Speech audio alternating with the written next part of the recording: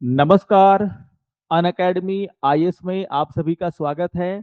और daily current affairs के इस सीरीज में आज हम डिस्कस करने वाले हैं एक बहुत ही इंपॉर्टेंट टॉपिक पर, और वो है सेंसस के ऊपर, और खास करके जो सोशियो इकोनॉमिक कास्ट सेंसस को लेकर के यहाँ पर बातें सामने आई हैं, उसको हम लोग यहाँ पर समझने का प्रयास करेंगे। तो कल ही न्यूज आया और आज के पेपर में जो है काफी चर्चा है इसको लेकर के कि जो कैबिनेट की तरफ से जो है जो कास्ट सेंसस है उसकी मंजूरी यहां पर दी गई है, यानी कि कैबिनेट अप्रूव कास्ट सेंसस। तो ये कास्ट सेंसस क्या होता है, सेंसस से ये कैसे अलग है, कास्ट सेंसस को लेकर के मांग कब से की जा रही है, और सबसे इंपॉर्टेंट ये है कि कास्ट जो सेंसस है यानी कि जो जातिगत जनगणना है उसके पक्ष और विपक्ष में क्या बातें कही जा रही हैं। तो एग्जाम पॉइंट ऑफ व्यू से हम इन सभी मुद्दों पर चर्चा करने वाले हैं। तो काफी इंपॉर्टेंट क्लास होने वाला है, ये सेशन होने वाला है ये। और खास करके अगर आप यूपीएससी और बीपीएससी की तैयारी कर रहे हैं और आगे चल करके आप एग्जाम देने वाले हैं तो आपको और ध्यानपूर्वक इसको सुनना होगा। तो शुरू करते हैं आज के सेशन को, जो कि है कास्ट सेंसस यानी कि जातिगत जनगणना के ऊपर। हम लोग इस पर बातें करेंगे कि आखिर ये पूरा का पूरा मामला है क्या, लेकिन उससे पहले कुछ इंपॉर्टेंट जानकारियां हैं जो मैं आपको पहले दे देता हूं। अगर आप करंट अफेयर्स के मंथली मैगजीन चाहते हैं, अगर आप वीकली जो वीकली हमारा नोट्स आता है करंट अफेयर्स को लेकर के वो चाहते हैं, अगर आप प्रीवियस ईयर के क्वेश्चंस चाहते हैं, तो आपको कहीं और जाने की जरूरत नहीं है। आप जा सकते हैं अनअकैडमी के वेबसाइट पर, जहां आपको ये सारी जो सुविधाएं हैं उसका लाभ आपको फ्री में मिल सकता है। तो इन सभी, चाहे वो एनसीईआरटी के नोट्स हो, चाहे मैंने आपको करंट अफेयर्स के बारे में बातें बताया, पीवाईक्यू हो, ये सारी सुविधाएं जो है वहां पर पहले से ही उपलब्ध है। इस बात को आप लोग ध्यान में रखेंगे। इसके अलावा अगर आप यूपीएससी की तैयारी कर रहे हैं और अगर आप 2026 में प्रीलिम्स अगर आपको देना है, उसमें आपको भाग लेना है, तो आपके लिए टेस्ट सीरीज की शुरुआत कर दी गई है 20 अप्रैल से। तो याद रखिएगा, प्रीलिम्स 2026 को ध्यान में रखते हुए जो प्रीलिम्स टेस्ट सीरीज है उसकी शुरुआत 20 अप्रैल से हो चुकी है। आप इसको ज्वाइन कर सकते हैं। इसके अलावा जो मेंस 2026 है उसको लेकर के भी जो हमारा जो टेस्ट सीरीज है उसको हमने 23 मार्च से ही शुरू कर दिया है। तो जो लोग अगले साल यानी कि 26 में एग्जाम देने वाले हैं उनके लिए बहुत ही इंपॉर्टेंट अपडेट है। ठीक है, तो ये दो न्यूज जो दो इंफॉर्मेशन है उसको आपको ध्यान में रखना है। अब आइए आगे बढ़ते हैं और चर्चा कर लेते हैं आज के टॉपिक के ऊपर। तो कल ही न्यूज पता चल गया था कि जो cabinet committee on political affairs है ना, आप सभी जानते हैं कैबिनेट की बहुत सारी कमेटियां होती हैं जिसमें कैबिनेट मंत्री शामिल होते हैं। कुछ कैबिनेट मंत्री क्या होते हैं, शामिल होते हैं। तो यहाँ पर आपको ध्यान में रखना है कि जो cabinet committee on political affairs है उसके द्वारा जो है ये अप्रूव किया गया है कि जो कास्ट सेंसस है उसको कराया जाएगा। तो यहां पर ये बहुत ही बड़ा न्यूज है, क्योंकि आप देखोगे पिछले कुछ दिनों से, कुछ सालों से हम कह सकते हैं कि लगातार विपक्ष के द्वारा जो है ये मांग की जा रही थी कि सोशियो इकोनॉमिक कास्ट सेंसस को कराया जाए। खास करके जो कास्ट सेंसस है उसको लेकर के लगातार विपक्ष के द्वारा जो है सरकार पर सवाल उठाए जा रहे थे। आप सभी को पता है कि 2021 में जो जनगणना होने वाली है वो अभी तक नहीं हो पाई है। और इसी के साथ साथ आप देखोगे लगातार जो विपक्ष के नेता है, खास करके राहुल गांधी जो लीडर ऑफ अपोजिशन है, उनके द्वारा लगातार जो है इस बात पर सरकार को घेरा जा रहा था कि सरकार क्यों नहीं जनगणना के साथ जातिगत जनगणना करा रही है। तो ये बहुत ही इंपॉर्टेंट मुद्दा है जिसको अभी सरकार ने जो यहाँ पर डील करने का काम किया है। तो ये बहुत ही बड़ी बात है, क्योंकि आप देखोगे कि पार्लियामेंट के अंदर और बाहर भी जो है इसको लेकर के चर्चाएं होती रही हैं। तो जब भी हमारा जनगणना जिसकी शुरुआत अभी सरकार करने वाली है, तो कहा जा रहा है कि उसके साथ साथ हमारा जातिगत जनगणना यानी कि कास्ट सेंसस भी कराया जाएगा। अगर हम कास्ट सेंसस की डिमांड और कास्ट सेंसस के बारे में पढ़ें कि आखिर हमारे देश में कभी जातिगत जनगणना हुआ है कि नहीं, कास्ट सेंसस हुआ है कि नहीं, अगर हम उसके बारे में पढ़ते हैं तो सबसे पहले आपको ध्यान में रखना है कि क्या आज से पहले कभी हमारे देश में जनगणना के साथ जातिगत जनगणना यानी कि कास्ट सेंसस कराया गया है या नहीं। तो आप सभी को पता है कि अगर हम सेंसस की बात करें, जनगणना की बात करें, तो ये अंग्रेजों के जमाने से यानी कि कॉलोनिकल एरा से ही आप देखोगे कि ये चलता आ रहा है 1881। और वहां से आप देखोगे कि हमारा जो है शुरुआत हुआ है क्या, डिकेडल सेंसस का। हर 10 साल में हमारा क्या होता है, कास्ट सेंसस होता है। अब आपको ध्यान में रखना है कि देखिए 1951 आजादी के बाद जो हमारा पहला कास्ट सेंसस हुआ 1951 में, उसके बाद आप देखोगे क्या हो रहा है कि हर 10 साल पे हम क्या कर रहे हैं, सेंसस कर रहे हैं, जनगणना कर रहे हैं।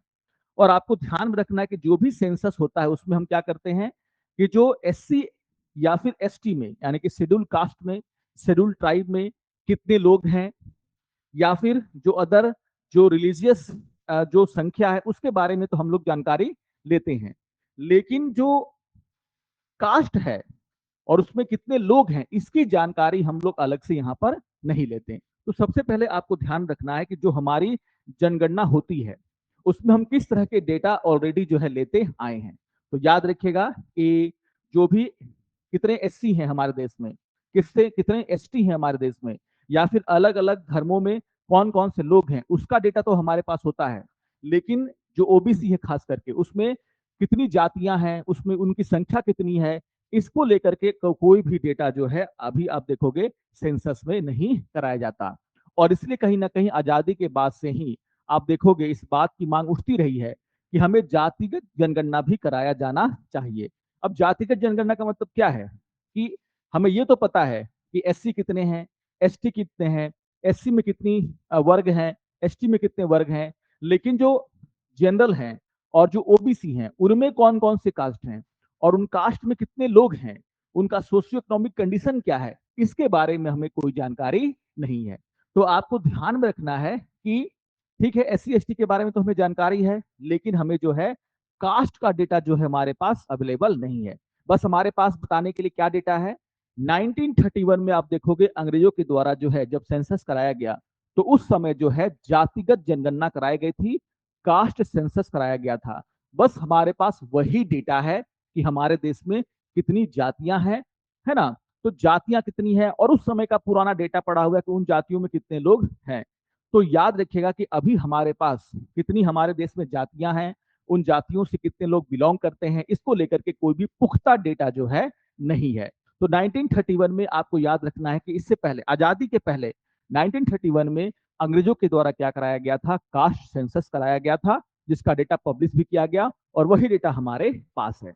इसके अलावा आपको ध्यान रखना है कि 1941 में भी, 1941 में का जो सेंसस हुआ था उसमें भी अंग्रेजों ने जो है कास्ट का जो डेटा है वो लिया था। लेकिन आपको ध्यान में रखना है कि जो सेंसस हुआ था उस समय पूरी दुनिया में सेकेंड वर्ल्ड वॉर चल रहा था। तो कहीं ना कहीं आप देखोगे जो 1941 का जो सेंसस था, जो जनगणना हुई थी, उसमें जो कास्ट को लेकर के जो डेटा आया था उसको अंग्रेजों ने रिलीज नहीं किया। और मैंने क्या कहा कि आजादी के बाद 1951 से हमने जो है जो जनगणना हमारी हुई उसमें हमने कास्ट सेंसस जो है नहीं कराया है। अब आप बोलोगे कि सर कास्ट सेंसस क्यों नहीं कराया गया, इसके पीछे का रीजन क्या था कि जनगणना के बाद हमने, क्योंकि देखिए हमारे समाज में जो है कास्ट का बोलबाला तो है ही, आज भी कास्ट से कई सारे लोग क्या है पहचाने जाते हैं। लेकिन आप देखोगे कि जब हम आजाद हुए तो हमारे देश की एकता और अखंडता, यूनिटी को ले ध्यान में रखते हुए सरकार ने क्या किया, जो जातिवाद है उसको और बढ़ावा ना मिले, तो सरकार ने क्या किया, ये डिसीजन लिया कि अब आजादी के बाद से, यानी कि 1951 के बाद से जो भी हमारे क्या होंगे सेंसस होंगे उसमें हम लोगों की जनगणना तो करेंगे लेकिन अलग से जातिगत जनगणना नहीं कराया जाएगा। तो कहीं ना कहीं हमारे देश की जो यूनिटी थी उसको बनाए रखने के लिए और जो जातिवाद है उसको खत्म करने के लिए कहीं ना कहीं सरकार ने जो है इस तरह के सेंसस पर पाबंदी लगाई। लेकिन आपको ध्यान में रखना है, अगर हम जातिगत जनगणना की बात करें तो आजादी के पहले 1931 में आप देखोगे कि जातिगत जनगणना अंग्रेजों ने कराई थी, जिसका डेटा हमारे पास भी है। आगे के कभी क्लासेस में हम लोग जो जातिगत जनगणना कराए गए थे 1931 में और 2011 में, उसको लेकर के भी हम लोग डिस्कशन करेंगे, उसके डेटा को लेकर के हम लोग क्या करेंगे, डिस्कशन करेंगे। ठीक है, फिलहाल आपको ये सारे जो फैक्ट्स हैं वो आपको ध्यान में रखने हैं। अब हमने बात कर ली किसकी, कि जो सेंसस है, कास्ट सेंसस है, उसको लेकर के। अब आप देखोगे कि क्या आजादी के बाद हमारे देश में कभी कास्ट सेंसस हुआ या नहीं हुआ। अगर हम इसकी बात करें तो आपको ध्यान में रखना है 2011 का जनगणना यानी कि सेंसस। और 2000 के सेंसस के समय, जनगणना के समय, उस समय की सरकार ने, यूपीए की जो सरकार थी, उसने जो है एक फैसला लिया कि सेंसस के साथ साथ सोशियो इकोनॉमिक का सेंसस भी कराया जाएगा। यानी कि हम कह सकते हैं कि आजादी के बाद अगर हम देखें तो जातिगत जनगणना जो है, जिसको हम नाम क्या दे रहे हैं, सोशियो इकोनॉमिक का सेंसस, उसको कराया गया 2011 में। लेकिन आपको यह भी ध्यान में रखना है कि इसका डेटा आज तक जो है रिलीज नहीं किया गया। सरकार का यह कहना है कि डेटा जो है उसमें एम्बिग्यूटी है, उसमें कुछ कमियां हैं, कुछ जो सैंपल लिए गए हैं उसमें कमियां हैं, और इस कारण से आप देखोगे कि आगे आने वाली सरकार ने जो है इसका डेटा रिलीज नहीं किया। खास करके जो कास्ट सेंसस का डेटा है उसको रिलीज नहीं किया गया। तो याद रखिएगा कि मिलने के बाद आजादी मिलने के पहले 1931 और फिर 2011 में आप देखोगे कि यहाँ पर सोशियो इकोनॉमिक कास्ट सेंसस सरकार ने कराया, लेकिन उसका डेटा हमारे पास अवेलेबल है नहीं। कुछ जानकारी मैं आपको इसको लेकर के भी देता हूं, क्योंकि एग्जाम पॉइंट ऑफ व्यू से बहुत ही इंपॉर्टेंट है। तो याद रखिएगा कि 2011 में जो यूपीए गवर्नमेंट थी उसने जो है सोशियो इकोनॉमिक कास्ट सेंसस को हम लोग बोलते हैं, सामाजिक, आर्थिक और जातिगत जनगणना जो है उसने उसको कंडक्ट कराया। और याद रखिएगा कि इसका जो टोटल कॉस्ट था, जिसको हम लोग शॉर्ट में क्या बोल सकते हैं, कास्ट सेंसस या फिर सोशियो इकोनॉमिक कास्ट सेंसस, उसका जो टोटल कॉस्ट था वो रखा गया था 4,893 करोड़ करोड़। और यहां पर आपको दो डिपार्टमेंट थे जिनको जो है शहरी इलाकों में और ग्रामीण इलाकों में जो है कास्ट सेंसस कराने का जिम्मा दिया गया था। तो आप याद रखिएगा कि जो मिनिस्ट्री ऑफ रूरल डेवलपमेंट है, बहुत इंपॉर्टेंट बात बताने जा रहा हूं, उसको ध्यान में रखिएगा। मिनिस्ट्री ऑफ रूरल डेवलपमेंट ने जो है कास्ट सेंसस को कंडक्ट कराया, कहां पर, रूरल एरिया में। यानी कि जो ग्रामीण क्षेत्र थे भारत के, वहां पर जो कास्ट सेंसस है वो किस मिनिस्ट्री के द्वारा कंडक्ट कराया गया, तो उस मिनिस्ट्री का नाम क्या है, मिनिस्ट्री ऑफ रूरल डेवलपमेंट। यानी कि जो ग्रामीण क्षेत्रों में ग्रामीण विकास मंत्रालय, हिंदी में क्या बोलते हैं इसको हम लोग, ग्रामीण विकास मंत्रालय के द्वारा ग्रामीण क्षेत्रों में। और जो शहरी क्षेत्रों में आप देखोगे ministry of housing and urban poverty alleviation, क्या नाम था उसका, ministry of housing and urban poverty alleviation के द्वारा आप देखोगे शहरी इलाकों में, अर्बन एरिया में जो है ये सोशियो इकोनॉमिक कास्ट सेंसस कराया गया।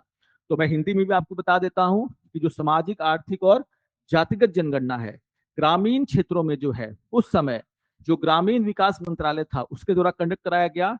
और जो शहरी इलाकों में आप देखोगे जो आवास एवं शहरी गरीबी उन्मूलन मंत्रालय है उसके द्वारा जो है ये पूरा का पूरा सेंसस कराया गया था।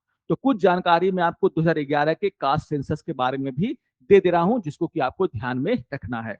कम से कम एग्जाम पॉइंट ऑफ व्यू से क्या है, ये सारी बातें इंपॉर्टेंट है। लेकिन मैंने क्या कहा कि इसका डेटा जो है रिलीज नहीं किया गया है। ठीक है, अब हमने ये तो देख लिया कि आजादी के बाद जो है कास्ट सेंसस जो है वो 2011 में कराने का प्रयास किया गया, लेकिन उसका डेटा हमारे पास नहीं है। अब सबसे इंपॉर्टेंट ये है कि जो सेंसस है और जो कास्ट सेंसस है उसमें अंतर क्या है। जो जनगणना होती है और जो जातिगत जनगणना होती है, दोनों में अंतर क्या है। तो इस अंतर से भी एग्जाम में जो है क्वेश्चन पूछे जा सकते हैं। और अगर हम दोनों के बीच में डिफरेंसेस की बात करें, सेंसस की बात करें और सोशियो इकोनॉमिक कास्ट सेंसस की बात करें, तो दोनों में अंतर क्या है, दोनों में अंतर है डेटा और उसके यूज को लेकर के, है ना। तो main difference between census and the socio economic caste census वो किस पर डिपेंड करती है, प्राइमरली डिपेंड करती है purpose and the use of the data जो कि कलेक्ट किया गया है। जैसे आप देखोगे कि जो सेंसस है वो क्या बताता है, वो बताता है कि पूरा का पूरा जो कॉम्प्रिहेंसिव ओवरव्यू, मतलब हमारे देश में कितने लोग हैं, एससी एसटी की जनसंख्या कितनी है, यहाँ पर यह पता चलता है कि डेमोग्राफिक चेंजेस कैसे हुआ, किस तरीके से किस जगह की आबादी में बढ़ोतरी हुई, कहाँ पर कमी हुआ, शिक्षा का स्तर कैसा है, कितने लोगों के पास कितनी प्रॉपर्टी है। ये एक कॉम्प्रिहेंसिव जानकारी जो है सरकार को कौन देता है, तो सेंसस देता है, यानी कि जनगणना देती है कहां पर क्या कमी है। लेकिन अगर हम सोशियो इकोनॉमिक कास्ट सेंसस की बात करें तो आप देखोगे कि सोशियो इकोनॉमिक कास्ट सेंसस इसलिए कराया जाता है ताकि जो अफर्मेटिव एक्शन लिए जा रहे हैं, यानी कि जो विशेष प्रकार के एक्शन लिए गए हैं ऐसे वर्गों को ऊपर उठाने के लिए, जो विकास के रास्ते में पीछे छूट गए हैं, जो हाशिए पर हैं, क्या उनको इसका लाभ मिला है या नहीं मिला है, उनके लाइफ में किस तरीके से परिवर्तन हुआ है और ज्यादा हमें क्या करने की आवश्यकता है, इसको जानकारी के लिए आप देखोगे कि सोशियो इकोनॉमिक कास्ट सेंसस हम लोग क्या कराते हैं, कंडक्ट कराते हैं। तो ध्यान रखना है कि जो जनगणना है और जो जातिगत जनगणना है, दोनों में जो है काफी अंतर है। तो जातिगत जनगणना में हम टारगेट कर रहे हैं कि देखिए ओबीसी, और ओबीसी में इतनी जातियां, फिर जनरल की जातियों का भी जनगणना होगा, उनमें से कितने के पास कितने रिसोर्सेस हैं, क्या उनका उत्थान हुआ है इन 50 सालों में, 75 सालों में, क्या उनको जो आरक्षण का लाभ दिया गया उसका लाभ हुआ है, नहीं हुआ है तो किसको नहीं हुआ है। ये जो है एक दायरा जो है यहाँ पर हम बना करके क्या करते हैं, इसकी जानकारी लेने का प्रयास करते हैं। तो दोनों में जो है आप देखोगे कि अंतर है। तो अगर हम बात करें difference between census and caste census, तो क्या कह सकते हैं कि जो पर्पस है किसका, सेंसस का यानी कि जनगणना का, वो क्या होता है, it provide a portrait of the Indian population. मतलब हमारे देश में जो पॉपुलेशन है, जो जनसंख्या है, उसमें महिलाओं की भागीदारी कितनी है, उसमें पुरुष कितने हैं, दोनों में कितने साक्षरता का दर है, कितना जो है फायदा जो है महिलाएं उठा पा रही हैं, जो उनके लिए क्या किया जा रहा है, काम किया जा रहा है, किसके पास कितनी प्रॉपर्टी है, प्रॉपर्टी का कंसंट्रेशन कितना है, किस एरिया में डेमोग्राफिक चेंजेस हुए हैं, कहां पर महिलाओं की संख्या में कमी आई है, कहां से जनसंख्या का पलायन हो रहा है। ये सारी बातें जो है आप देखोगे कि सेंसस के जरिए हमें पता चलती है। लेकिन जो कास्ट सेंसस है उसमें हम ये पता करने का प्रयास करते हैं कि जिन लोगों के लिए हमने अफर्मेटिव एक्शन यानी कि विशेष प्रकार के सुविधाएं देने का काम किया है, क्या उनको इसका लाभ पहुंचा है, और वो कौन से टारगेट ग्रुप है जिनको हमको जिन्हें हमें ये लाभ और आगे चल करके पहुंचाना है। दूसरा, डेटा यूज।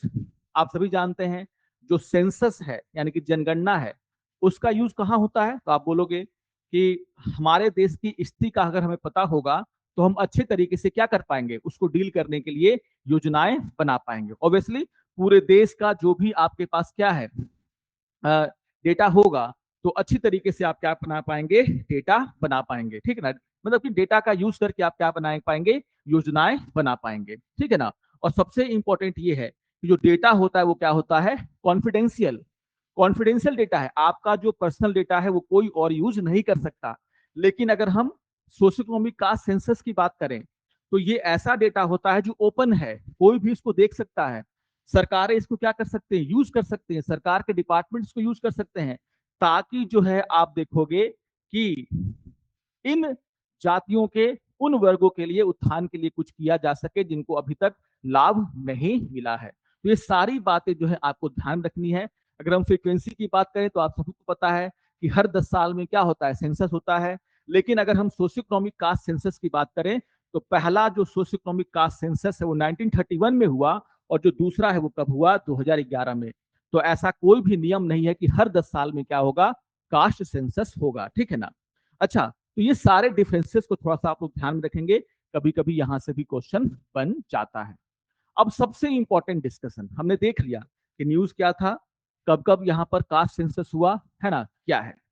सबसे इंपॉर्टेंट ये है कि कुछ लोग ये मानते हैं कि हमारे देश में कास्ट सेंसस रेगुलरली होना चाहिए, और कुछ लोगों का कहना है कि नहीं, कास्ट सेंसस जो है नहीं होना चाहिए। तो दोनों के तर्कों को हमें क्या करना है, ध्यानपूर्वक सुनना है, समझना है एग्जाम पॉइंट ऑफ व्यू से। अगर हम इस बात की चर्चा करें कि आखिर कास्ट सेंसस क्यों होना चाहिए, उसका सिग्निफिकेंस क्या है, तो अगर हम इसके रीजंस की बात करें तो सबसे पहले कहा जाता है कि it is a social imperative, यानी कि यह एक क्या है, सामाजिक अनिवार्यता है। तो यहाँ पर दलील ये दी जाती है कि हमारा देश में अभी भी जो जाति है वो बहुत ही इंपॉर्टेंट स्थान रखता है इसके समाज में। लोग जातियों से अपनी पहचान बताते हैं, लोग सरनेम रखते हैं और खुशी पूर्वक अपने जातियों को बताने का काम करते हैं।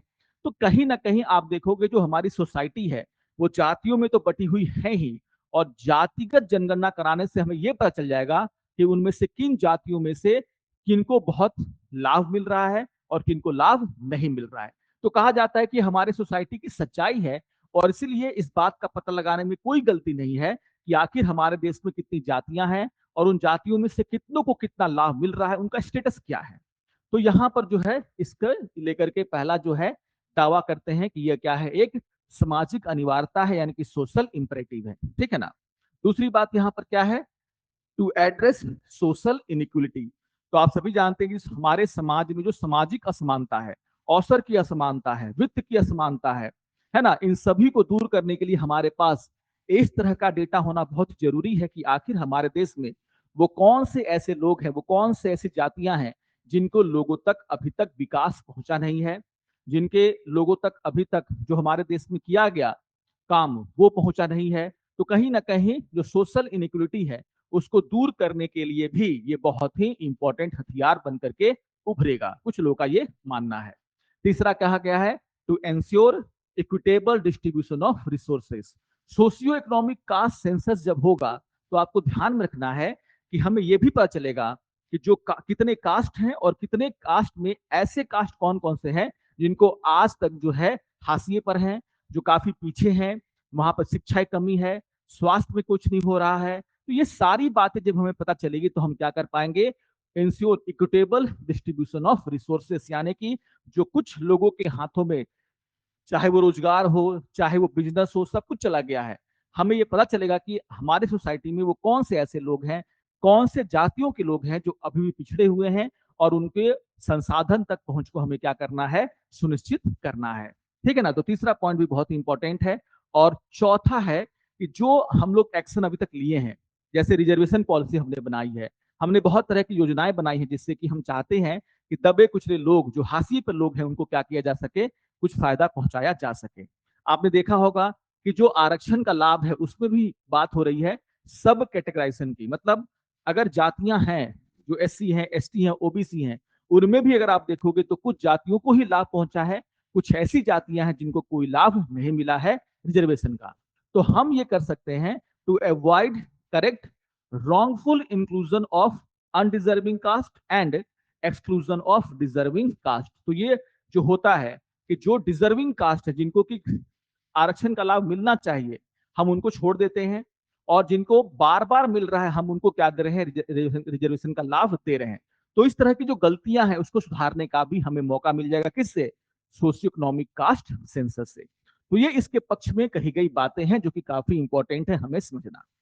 अगर हम इसके ड्रॉबैक्स की बात करें, या फिर कुछ लोगों के द्वारा जो आर्गुमेंट किया जाता है कि नहीं सोशियो इकोनॉमिक कास्ट सेंसस या कास्ट सेंसस नहीं होना चाहिए, उनका क्या कहना है। उनका सबसे बड़ा जो बात है वो क्या है, इट इज सोशली डिसाइसिव, यानी कि यह सामाजिक रूप से क्या है, विभाजनकारी है। बिल्कुल आप देखोगे 1951 का हवाला बार बार देते हैं, और 1951 में उस समय की सरकार ने सेंसस के समय कास्ट सेंसस सिर्फ इसलिए नहीं कराया क्योंकि उनको लगता था कि जातिवाद को इससे बढ़ावा मिलेगा और ये हमारी सोसाइटी को बांटेगा, जिससे कि देश की एकता और अखंडता को क्या मिलेगी, को और कमजोर यहाँ पर किया जाएगा। तो कहीं ना कहीं आप देखोगे ये कहा जाता है कि जाति मुक्त समाज होना चाहिए, कोई छोटा और कोई बड़ा नहीं होना चाहिए। तो यहाँ पर यह कहा जाता है कि अगर आप जातिगत जनगणना कराएंगे तो एक तरीके से जो जातिवाद को हम खत्म करने का नाम बार बार नारा लगाते हैं, उस पर काम करते हैं, ये क्या करेगा, समाज को फिर से जातियों में बांटने का काम करेगा। तो ये एक बहुत ही इंपॉर्टेंट बात यहाँ पर कही जाती है। दूसरा, इट इज एडमिनिस्ट्रेटिव नाइटमेयर। क्या कहा जा रहा है, ये प्रशासनिक रूप से क्या है, एक तरीके से नाइटमेयर की तरह। क्यों, क्योंकि देखिए सेंसस अपने आप में ही एक बहुत बड़ा क्या है, ये एक्सरसाइज है, लाखों लोग वहां पर लगते हैं। इसके साथ साथ जब आप सोशियो इकोनॉमिक कास्ट सेंसस करोगे तो उसके डेटा में बहुत सारी एम्बिग्यूटी होगी। अच्छा, जातियों को डिफाइन करने का कोई हमारे पास क्या डेफिनेशन नहीं है, एक जातियों में कई सारे गोत्र होते हैं, तो कहीं ना कहीं डेटा जो है उसमें वो सही है कि नहीं, इसका पता लगाना भी क्या है, बहुत ही मुश्किल हो जाता है। तो ये कहा जाता है कि यह प्रशासनिक रूप से भी क्या है, काफी कठिन काम है। और तीसरा क्या कहा जाता है कि आप देखोगे हमारे देश में जो रिजर्वेशन एक बहुत बड़ा जो है डिस्कशन का पॉइंट बन करके उभरा है, कुछ लोग इसको और बढ़ाने की मांग करते हैं। तो बिहार में आप देखोगे कहीं ना कहीं बात, जहां पर भी कास्ट सेंसस किया गया, आप देखोगे 50% का जो लिमिट लगाया गया था इंदिरा साहनी के मामले में, आप देखोगे उसको ये लोग क्या कर रहे हैं, क्रॉस कर रहे हैं। तो जब हमारे सामने क्या आएगा, कास्ट सेंसस का डेटा आएगा, तो कहीं ना कहीं कहा जाता है, ये कयास लगाया जाता है कि यह जो रिजर्वेशन की डिमांड है उसको और क्या करेगा, बढ़ाएगा, जिससे कि एक नई डिबेट जो है हमारे देश में शुरू होगी, समाज को और जो है इससे क्या है, खतरा होगा। तो कहीं ना कहीं जो लोग इसके अगेंस्ट में है वो भी जो है काफी स्ट्रॉन्ग दलील यहाँ पर देते हैं। तो खैर दलील तो हमें ध्यान में रखनी है, इसके पक्ष में विपक्ष में दोनों में, लेकिन सच्चाई ये है कि अब कैबिनेट ने जो है अप्रूव कर दिया है और अब जो भी हमारा जनगणना होगा उसके साथ साथ कास्ट सेंसस भी कराया जाएगा। तो ये बहुत ही इंपॉर्टेंट न्यूज है एग्जाम पॉइंट ऑफ व्यू से भी, जिसको मैंने डिटेल से कवर करने का यहाँ पर क्या किया है, प्रयास किया है। ओके, तो आशा करता हूं कि आप सभी को समझ में आया होगा। सारी बातें एक एक करके मैंने बताने का काम किया है। जो हमारा करंट अफेयर्स का क्लास होता है सैटरडे को, उसमें भी मैं इस टॉपिक को डिस्कस करूंगा, थोड़ा और डिटेल में हम लोग इसको बात करेंगे, जो कि यूट्यूब पर भी आपका अपलोड हो जाएगा। तो मिलते हैं अगले सेशन में कुछ ऐसे ही इंपॉर्टेंट टॉपिक के साथ। रेगुलरली आप इस चैनल को वॉच कीजिए। अगर आप पहली बार इस चैनल पर विजिट कर रहे हैं तो जरूर चैनल को सब्सक्राइब कर लें। अगर आपको वीडियो अच्छा लगे तो जरूर इसको लाइक करें, अपने कमेंट हमें दें, अपने सुझाव हमें दें, ताकि हम लोग उस पर काम कर सकें। तो मिलते हैं अगले सेशन में कुछ और इंपॉर्टेंट टॉपिक पर ऐसे ही डिस्कशन के साथ। तब तक के लिए नमस्कार और धन्यवाद।